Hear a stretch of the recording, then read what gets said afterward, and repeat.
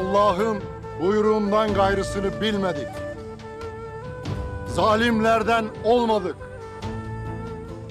Her adımımızı şükürle atıp bastığımız her karış toprağı İslam'ın nuruyla şenlendirdik. Biz Alpiz.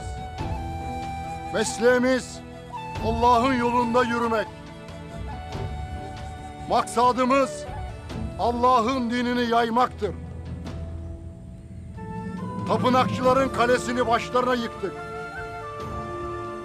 Fitne yuvasını tarumar ettik.